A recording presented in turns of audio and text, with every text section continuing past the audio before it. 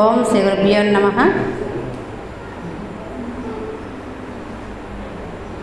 మనకి ఎన్నో జన్మల పూర్వ సుకృతాను ఫలంగా ఇచ్చినటువంటి ఈ మానవ జన్మలో మనకి శంకరాచార్యులు ఒక మాట చెప్పారు, మనం ఎప్పుడూ చెప్పుకుంటూనే ఉన్నాం. దుర్లభం త్రయమేవైతత్ తద్దేవానుగ్రహేతుకం మనుష్యత్వం ముముక్షత్వం మహాపురుష సంశ్రయ. మూడే దుర్లభం. మానవ జన్మ దుర్లభం, ముముక్షువై దానికోసం విచారణ చేయాలనేటువంటి కోరిక రావడం దుర్లభం, ఇది వచ్చినా కూడా మహాత్ముల ఆశ్రయం దొరకడం దుర్లభం. కానీ మనకి ఆ మూడు సమకూరాయి. మనుష్యత్వం సంప్రాప్తం అయ్యింది, ముముక్షత్వం అసలు ఎందుకు వచ్చాను, దేన్ని విచారించాలి, విచారించిన దానిలో ఎలా నిలబడాలి అనేటువంటి కోరిక వచ్చింది. ఈ రెండు రావడం కాకుండా మూడవదైన మహాపురుష ఆశ్రయ, మహాత్ముల ఆశ్రయం కూడా దొరికినది. దుర్లభమైనటువంటి మూడు మనకి దొరికాయి. అయితే వాటిని దక్కించుకోవడంలో చాలా విశేషం ఉన్నది. మనం ఎప్పుడూ చెప్పుకుంటూనే ఉన్నాం, పోతే రానిది కాలం, వస్తే పోనిది జ్ఞానం. మనకి శ్రీకృష్ణ పరమాత్మ చెప్తారు, సర్వస్య చాహం హృది సన్నివిష్టో మత్తస్మృతిర్జ్ఞానమపోహనంచ వేదైశ్చ సర్వైరహమేవ వేద్యో వేదాంత కృద్వేద విదేవ చాహం. నేను ఎక్కడో లేను, మీ హృదయంలోనే కొలువై ఉన్నాను. ఎప్పుడు? ఆయన నిద్రపోయేటప్పుడు అని కాదు, మనం జాగ్రత్త అవస్థలో ఉన్నప్పుడు కాదు, కలలు కనేటప్పుడు కాదు. సర్వస్య అహం, సర్వకాల సర్వ అవస్థల యందు నీలోనే నేను ఉంటున్నా. సర్వస్య చ అహం హృది సన్నివిష్టో. మరి ఇలా ఉన్నటువంటి పరమాత్మని ఇప్పుడు మాయ అనేటువంటి ఆవరణ దోషం వల్ల పరమాత్మ జ్యోతిస్వరూపుడై మనకి వెలుగుతూ ఉన్నాడు. ఒక శిష్యుడికి డౌట్ వచ్చిందట, స్వామి ప్రమిద చుట్టూ ఏదన్నా ఒక దోమ పడ్డా ఈగ పడ్డా ఏదైనా మాడిపోతూ ఉన్నది కదా, హృదయంలో పరమాత్మ జ్యోతిస్వరూపంగా వెలుగుతూ ఉన్నాడని చెప్తున్నారు కదా.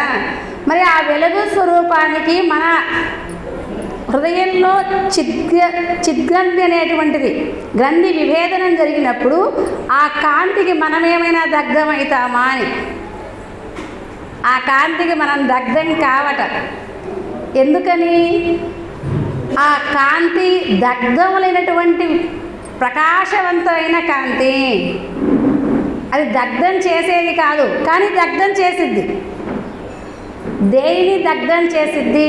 యదైదాంసి సమేద్ధోగ్ని భస్మసాత్కురుతే అర్జున జ్ఞానాగ్ని సర్వకర్మాణి భస్మసాత్కురుతే తదా. కట్టెలో ఉన్నవి అని అగ్ని ఉన్నది అంటే కట్టెల మొత్తాన్ని దగ్ధం చేస్తుంది.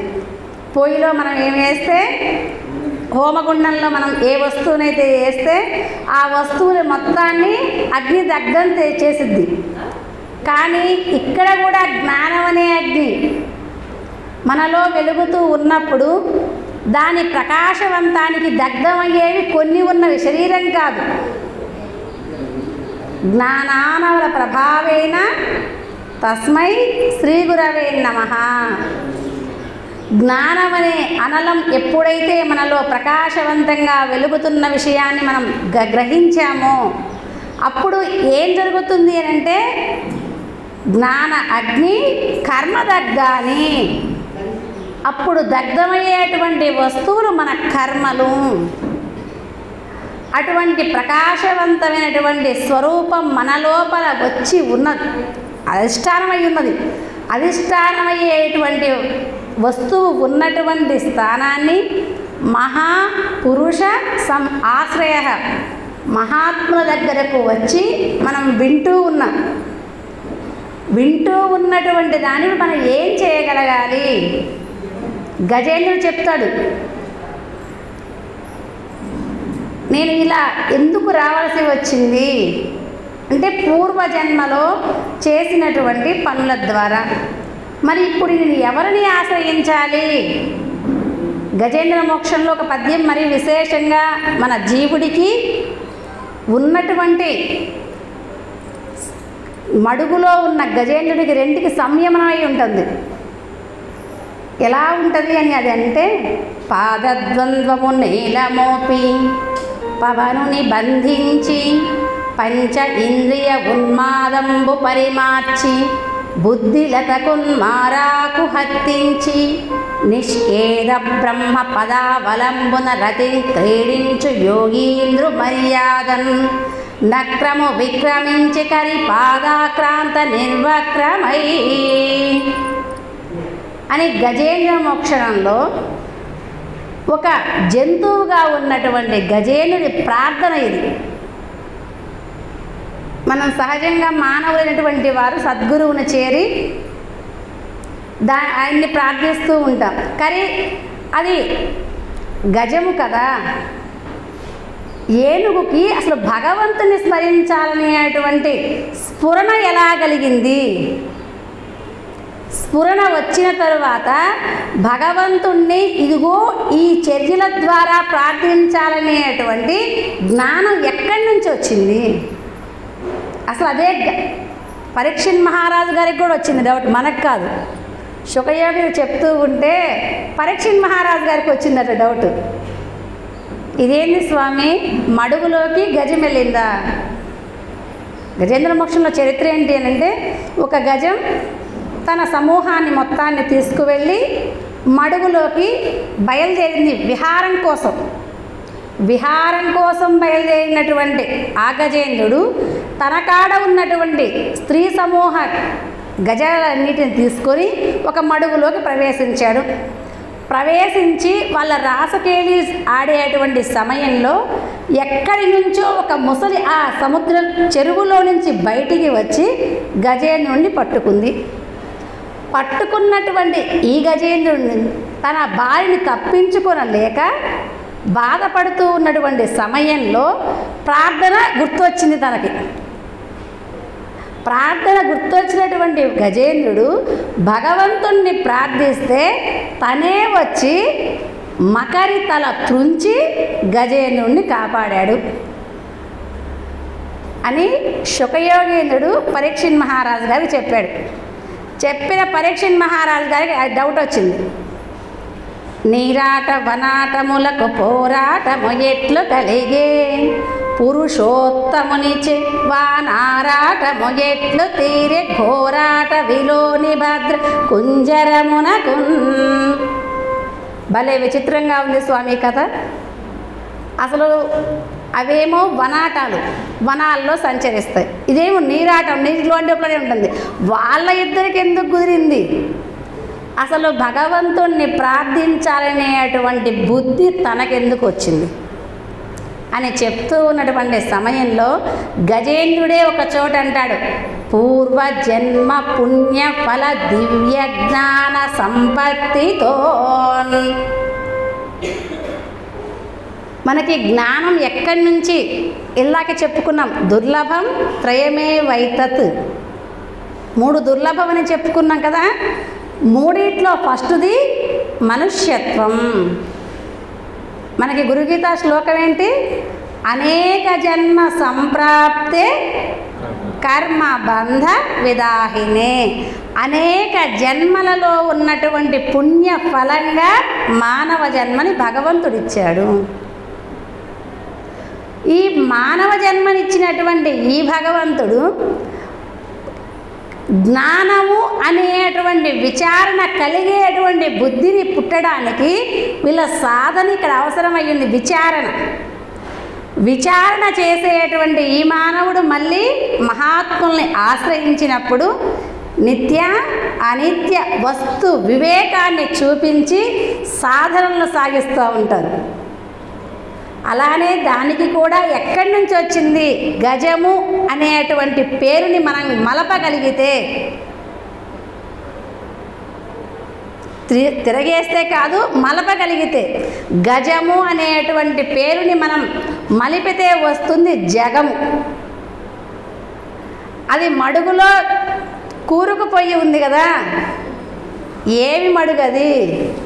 సంసార కూపమున దిక్కుతోచకయుండి విలపించుటేలకో మనసా, గురు పాదముల బట్టి తత్వంబు తెలుసుకొని తప్పించుకోయి మనసా. ఇక్కడ సంసారం అనేది కూపము అని చెప్పాడు మహాత్ములు. అనంత సంసార సముద్రం అనేది మన గురుగీతలో ఒక శ్లోకం ఉంటుంది కదా, సంసారమే సముద్రం. సముద్రమైనటువంటి ఈ సంసారంలో ప్రవేశించిన వాడు ఈ జీవుడు. వీడిని పట్టుకున్నది కాలం అనే ముసలి. ఆశ అనే ముసలి అని కూడా చెప్పుకోవచ్చు. అది ఏం చేస్తుంది? తన వైపుకు లాగుతూ ఉన్నది. దాని బలం పెచ్చు కదా. మహామోహలత నిబద్ధ పదమున్ విడిపించుకొనంగ లేక సందేహము పొందు దేహి క్రియ. ఎవరి లెక్క చెప్పారు అక్కడ గజేంద్రుడు? మహామోహలత. ఇది చిన్నది అని చెప్పలేదు, మహామోహం. కార్యక్రమానికనే వస్తూ ఉన్నాం. ఈ కాసేపు చేసినటువంటి ఈ సేవ ద్వారా, ఉన్నటువంటి నామం ద్వారా, చెప్పేటువంటి బోధ ద్వారానే మనం తరించగలుగుతామనేటువంటి నమ్మకంతో ఇక్కడికి వచ్చాం. కానీ వచ్చిన తరువాత ఇంద్రియాల సంయమనాన్ని చేస్తూనే ఉన్నామా? అసలు రాలేకపోయాం. ఒకటి ఎట్లానో ఆ మోహాలత నుంచి కొంచెం విడిపించుకొని ఇక్కడ దాకా వచ్చాం. వచ్చినాకైనా సంయమనం కుదురుతుందా? ఇంద్రియ నిగ్రహం కదా మనకు రెండవ పుష్పం. భగవంతుడి ముందు పెట్టాల్సినటువంటి పుష్పాల్లో ఇంద్రియ నిగ్రహం రెండవది. ఈ ఇంద్రియ నిగ్రహ సంయమనంతో మనం ఎప్పుడైతే ఉండగలుగుతామో మోహం అనేటువంటి లతని మనం విడిపించుకోలేము. అది విడిపించే వాళ్ళు ఎవరైనా ఉన్నారా?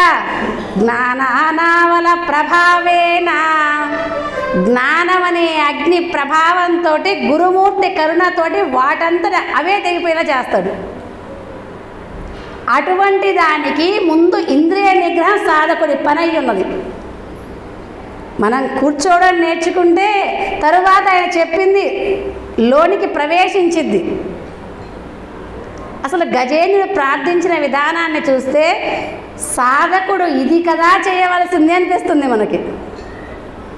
పాదద్వంద్వము నేలమోపి, మనకి భగవద్గీత 6వ అధ్యాయంలో చెప్తాడు ఆసనం ఎలా ఉండాలి. శుచౌ దేశే ప్రతిష్టాప్య స్థిరం ఆసనమాత్మనః నాత్యుచ్ఛ్రితం నాతి నీచం చేలాజిన కుశోత్తరం. శుభ్రమైనటువంటి ప్రదేశంలో ఒక వస్త్రాన్ని నుంచి అక్కడ సాధకుడు కూర్చోవాలి. ఎలా కూర్చోవాలి? ఇంతకుముందు గురువుగారు మనకి పుష్పాలు వేసేటప్పుడు ఏం చెప్పారు? సమం కాయ శిరోగ్రీవం ధారయన్ అచలం స్థిరః. శిరస్సు, వెన్నుపూస, మెడ మొత్తం సమంగా కూర్చోవాలి. ఇంకా ఏం చేయాలి? ధారయన్ అచలం స్థిరః. ఆ ధారణ అనేది సరిగ్గా జరగాలి. మనం చలనం లేకుండా ఉండగలగాలి. ఇంద్రియ నిగ్రహం సమకూరినప్పుడు మాత్రమే చలనం లేకుండా ఉండగలుగుతాం. అదే కదా మనకు గజేంద్రుడు కూడా చెప్పింది. పాదద్వంద్వము నేలమోపి పవనుని బంధించి. ఉరికే సరిపోతుందా? పవనుని బంధించి. ఇదే శ్వాసక్రియ 21,600 సార్లు జరిగేటువంటి హంసస్వరూపాన్ని గుర్తించడం. ఇంకా మూడవదేంటి? పంచ ఇంద్రియ ఉన్మాదంబు పరిమార్చి. పంచ ఇంద్రియాలలో ఉన్న ఉన్మాదాన్ని పరిమార్చగలిగే విధానం మనకు తెలుసుకోవాలి. మన గురువుగారు చాలాసార్లు చెప్పారు. అసలు చెప్పేటువంటి బోధలో ఒక్కసారి దాన్ని తీసుకొస్తూనే ఉన్నారు. ఇంద్రియ ఉన్మాదాన్ని పరిమార్చాలి, మాటి మాటిగా దాన్ని మార్చుతూ ఉండాలి. ఇంద్రియ ఉన్మాదం ఏంటి? మానవుణ్ణి బందీ చేసేదే ఇంద్రియ ఉన్మాదం. శబ్ద, స్పర్శ, రూప, రస, గంధం, ఈ 5 ఇంద్రియాలు మానవుణ్ణి ఎంత తరించుదామని చెప్పి మనం సాధన చేస్తూ ఉన్నా కూడా అవి బయటికి లాగి ఈడ్చుకుపోతూ ఉన్నాయి. అటువంటి వాటిని మనం సంయమనం చేయాలంటే గురుమూర్తి కరుణ, కఠోర దీక్ష. రోజులో మన సమయాన్ని కేటాయించుకొని, పోతే రానిది కాలం అనుకున్నాం కదా, పోతే రాని కాలంలోనే మనం ఉన్నాం కాబట్టి మన కాలాన్ని ఎంతవరకు వినియోగించగలిగాం. దీనికి ఒక కథ చెప్తారు మనకి, విన్నదేని అనుకుంటున్నా కానీ చెప్తున్నా గుర్తు కోసం. ఒక రైతు బాగా కష్టపడుతూ ఉన్నాడు. అయితే తను చేసే అటువంటి పనులలో తనకున్న దాంట్లో సహాయం చేస్తూ ఉన్నాడు. గురువుగారి వాళ్ళందరూ సహవాసం ఉన్నది తనకి. కష్టపడతా ఉండేటువంటి సమయంలో ఇల్లు వెళ్ళడం కష్టమవుతుంది ఆయనకి. రోజు ఏదో పని చేసుకొని రావడం, ఇంట్లో జరుపుతూ ఉండేటువంటి సమయంలో కొన్ని రోజులు జరిగిన తర్వాత కాలదోషం, తాను చేసుకున్న కర్మదోషం, ఇల్లు జరగడం కష్టంగా ఉన్నది. ఒక పెద్ద ఆయన సాధువు గారికి వెళ్తే, మహాత్మా నాకు చాలా ఇబ్బందిగా ఉంది కుటుంబంలో, ఎట్లా ఎల్లవేళ తెలియడం లేదు అని చెప్పాడు. నీకేం పర్వాలేదులే, సరే ఇంత కష్టకాలంలో ఉన్నా కాబట్టి నీకు ఒక మాట చెప్తాను. నాకు అమ్మవారి దర్శనం ద్వారా పరసవేదిని అనేటువంటి ఒక ముక్క నా దగ్గర ఉన్నది. ఈ పరసవేదిని విశేషం తెలుసా? పరసవేదిని వలన ఇనుము బంగార మగును. పరసవేదిని విధానం ఏంటి అంటే, పరసవేదిని ముక్కని ఇనుముకి అంటిస్తే అది బంగారం అయ్యిద్ది.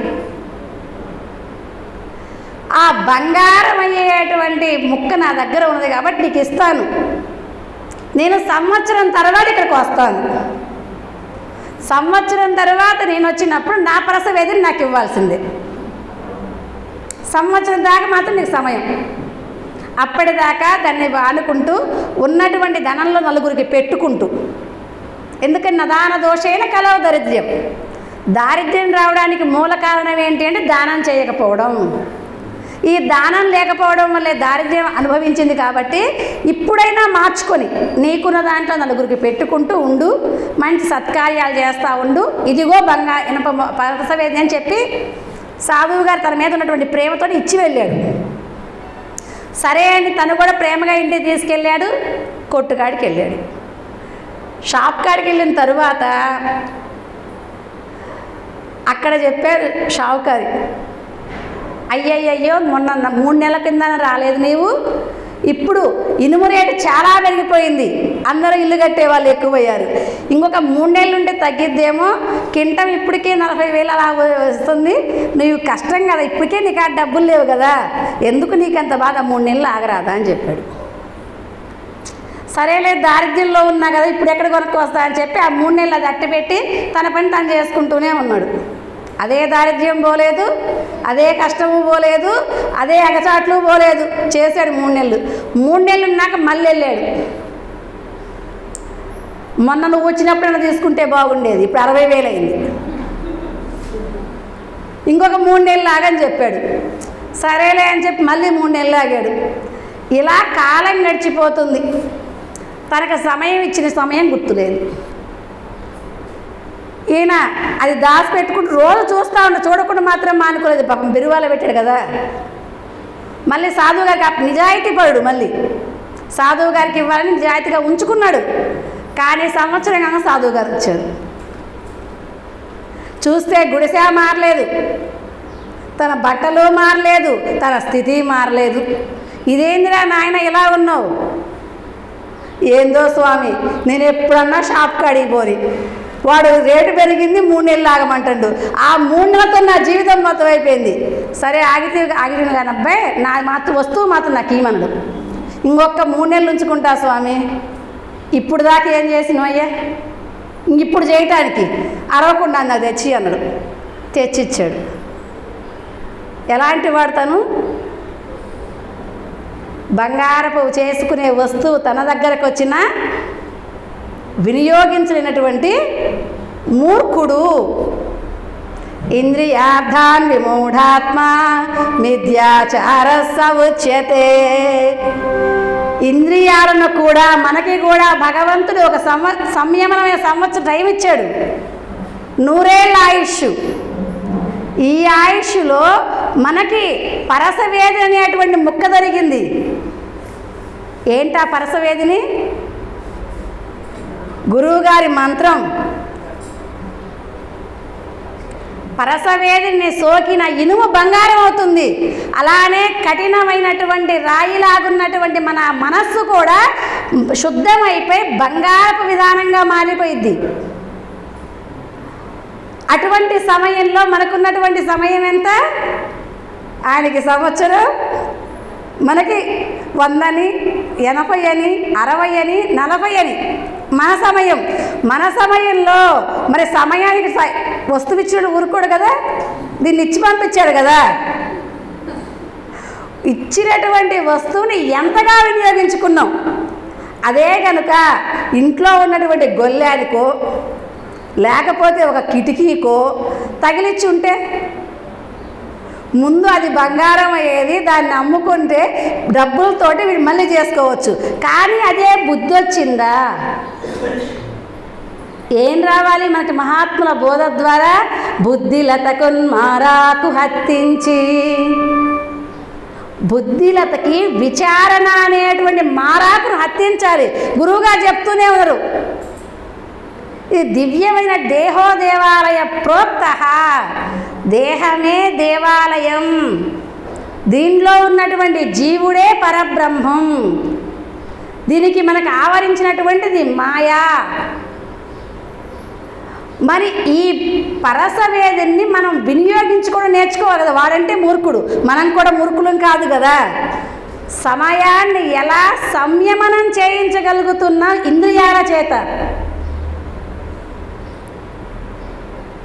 ఇంద్రియాల సంయమనం ఎప్పుడైతే మనలో మొదలయ్యిందో అప్పుడు గురువు వాక్కు మీద విశ్వాసం ఉంటుంది.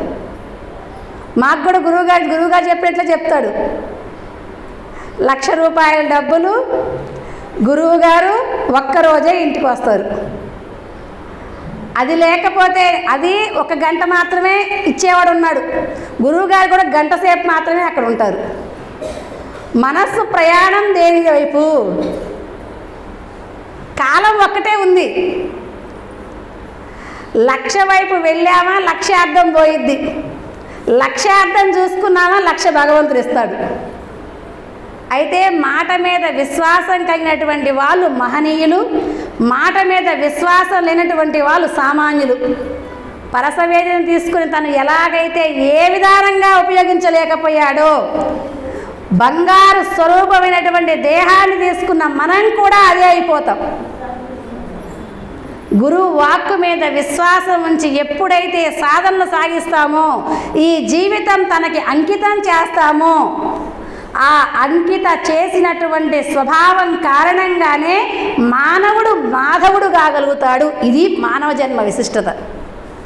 దీనికి ఉన్నటువంటిది మహామోహలత. ఈ మహామోహలతని దాడించుకునేటువంటి మార్గానికి మంత్రం సహాయం. ఎలా ఉండాలి యోగి?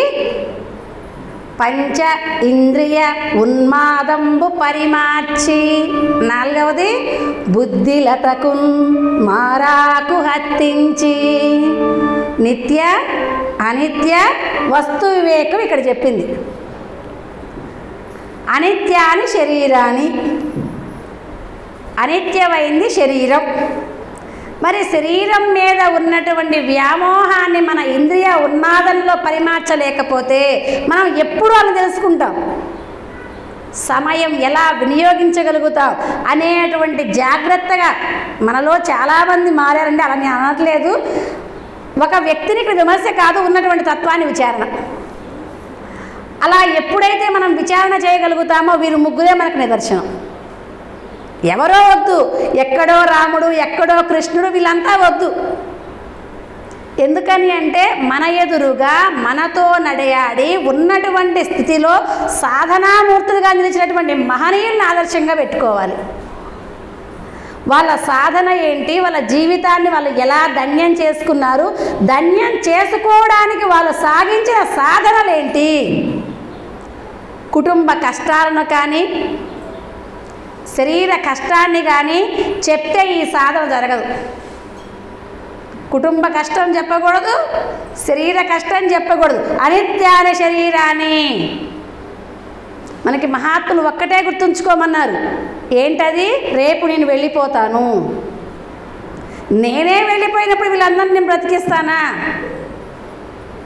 వాళ్ళంతా తెచ్చుకున్న కర్మదోషం ఒకటి ఉన్నది కదా, అదే వాళ్ళని నడిపేస్తుంది. నీ దయ, ఏదైనా సరే నీ దయ, ఏమిచ్చినా నీ దయ, ఎట్లిచ్చినా నీ దయ అనేటువంటి ధైర్య స్థితి మనలో ఎప్పుడైతే కలిగిద్దో, యోగక్షేమం వహామ్యహం, నీ యోగక్షేమాన్ని నేనే చూస్తాను, ఆ మాట మీద విశ్వాసం. తుకారం గారికి భార్య చనిపోయినప్పుడు తనకున్నటువంటి వస్తువులు మొత్తం ఇల్లు పోయినప్పుడు, ఆహా ఎంత ధన్యాత్ముణ్ణి, అసలు ఇల్లు అని మమకారం ఇప్పుడు దాకా నాకు పట్టుకుంది, ఇల్లు కూడా లేకుండా పోయింది, అబ్బాయి ఎంత అదృష్టము. ఏ స్థితి కుదిరితే ఇది వచ్చింది. చిన్న అప్పు ఉంటే బాధపడుతూ ఉన్నాం, చిన్న వ్యాధి ఉంటే బాధపడుతూ ఉన్నాం, పిల్లగాళ్ళు మాటినకపోతే బాధపడుతూ ఉన్నాం. మరి వాళ్ళు మహాత్మా ఇప్పటిదాకా నా గృహము అనేటువంటి బంధం నన్ను పట్టుకొని ఇది నా ఇల్లు, ఇది నా ఇల్లు అంటుంది, ఇది కూడా పోయే సమయం ఉంది కదా అని గుర్తెరగలేదు, ఇప్పుడు కదా నా జ్ఞానం కుదిరింది అని చెప్పి వాటిని ఎదుర్కొని నిలవగలిగారు. వీరు మనకు ఆదర్శం. పంచ ఇంద్రియ ఉన్మాదంబు పరిమార్చి బుద్ధిరత కొన్మారాకు అత్తించి నిష్కేద బ్రహ్మ పదావలంబున రతిం పీడించు యోగీంద్ర మర్యాదన్. అక్కడికి పోయిన తరువాత వారికి మోదము కేదము భేదము వేదము లేదని జల్పిన రాధిక జన్మ. నమ శివాయ నమ శివాయ నమ శివాయ ఓం నమ శివాయ. ఇది స్థితప్రజ్ఞుల లక్షణం. వాదము భేదము మోదము ఖేదము లేదు అని తెలిపిన రాదు ఇక జన్మ. వీటన్నిటికీ అతీతంగా మన ఇంద్రియ నిగ్రహం ఎప్పుడైతే కుదిరిద్దో అప్పుడు ఉన్నదే బ్రహ్మతత్వం. బ్రహ్మతత్వం అంటే ఏదో లోకాన్ని మనం ఆశ్రయించడం అని కాదు, ఇక్కడి నుంచి దాన్ని ఏదో ఒక ఏనుగు కాలు పట్టుకొని పోతాము అని కాదు. ఉన్నటువంటి మోహం అనే ఆలోచన మనలో ఎప్పుడైతే తొలగుతుందో అప్పుడు ఉండేదే బ్రహ్మతత్వం. నీటిలో కొంచెం నలకున్నది వడపోస్తే ఉండేది మంచినీరే. అలానే మనకి మోహము మనకు చెప్తుంది కదా భగవద్గీత, ఏమని అని అంటే పొగ చేత అగ్ని, మావి చేత శిశువు, అద్దములో మురికి ఎలాగైతే కప్పబడి ఉన్నదో కామము అనేటువంటి వస్తువు జ్ఞానాన్ని కప్పబడిచింది. అద్దంలో మురికి ఏం చేయాలి? తుడిస్తే పోతుంది. పొగ ఉన్నది, అగ్ని లేదు, ఊదితే సరిపోతుంది. మావిలో నుంచి పిల్లగాడిని ఆ మావిని వేరు చేస్తే ఉండేది పిల్లగాడి. అలానే మనలో కోరికమైనటువంటిది నిస్సంకల్పంగా ఎప్పుడైతే అంతా ఆయన నడిపిస్తున్నాడు, ఒక చైతన్య స్వరూపుడు నాలో ఉండి నేను నడుస్తున్నాను, ఏది ఇచ్చినా తనదే అనేటువంటి మోహం అనే విచ్ఛిన్నం ఎప్పుడైతే మనకు జరిగిద్దో అప్పుడు ఉండేది జ్ఞానమే. దానికి ఎక్కడో ఒక ప్రదేశం అని కానీ ఎక్కడికో వెళ్ళాలని కానీ ఎక్కడా లేదు. ఉన్నటువంటి దానిలో విచారణపూర్వకంగా మలగగలిగితే ఉండేది జ్ఞానం. అందుకనే నిష్కేద బ్రహ్మ పదావల వరంబున రతిం క్రీడించు యోగీంద్రు మర్యాదన్ నక్రము విక్రమించి కరి పాదాక్రాంత నిర్వక్రమై. అది పట్టుకుని లాగుతుంటే ఇక ఉన్నవాడు వాడొక్కడే ఉన్నటువంటి స్థితి ఇదే. దీన్ని మాత్రమే నేను పాటించాలి అని చెప్పి ముసలి ఎలాగైతే సంసార సముద్రంలో పడి విలపించిందో అలానే సంసారం అనేటువంటి సముద్రంలో ఉన్న మనం కూడా దాన్ని తెలుసుకోగలిగితే ఉన్నది ఆ స్థితే. ఆ స్థితికి మనకి మహాపురుష ఆశ్రయంలో దాన్ని మన జీవితంలో సంయమనం చేసుకుంటూ పాటిద్దామని కోరుకుంటూ ఓం తత్సత్. అందరికీ జయ గురు. మరిన్ని ఆధ్యాత్మిక రహస్యాల కోసం అచల బోధ, ఆత్మబోధ, భగవద్గీత, అలాగే పండుగల్లో దాగిన అర్థాలు, అంతరార్థాల కోసం మరియు యోగము, ధ్యానము మొదలైన అనేక ఆధ్యాత్మిక తెలుగు ప్రవచనాల కోసం క్రింద ఉన్నటువంటి రెడ్ కలర్ సబ్స్క్రైబ్ బటన్ను క్లిక్ చేయండి. అలాగే ప్రక్కనే ఉన్నటువంటి గంట సింబల్ను నొక్కండి. అలాగే ఈ వీడియో మీకు నచ్చినట్లయితే లైక్ చేయండి మరియు షేర్ చేయండి. జై గురు.